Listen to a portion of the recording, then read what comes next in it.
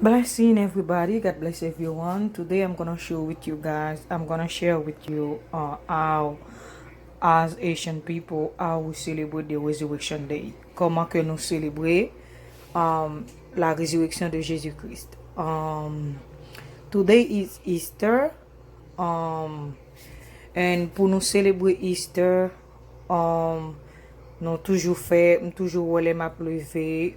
Comme on fait sauce pois blanc, white beans and white rice, du riz blanc.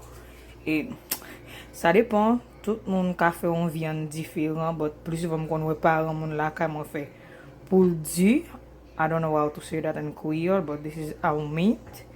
This is our gravy, chicken, and organic chicken. Let me say that. Let me say it like that.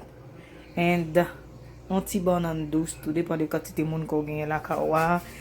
Et ensuite, betterave, tomate, un petit cresson pour yo célébrer li.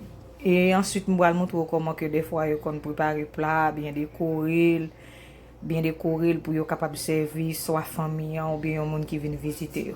This is that the chicken, the sweet plantain, and the white bean sauce and the white rice.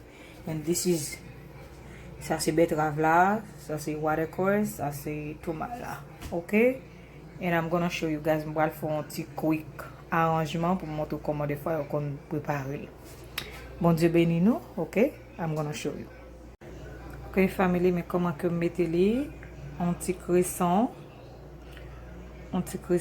tomate, petit poule du, banane jaune et un petit betterave.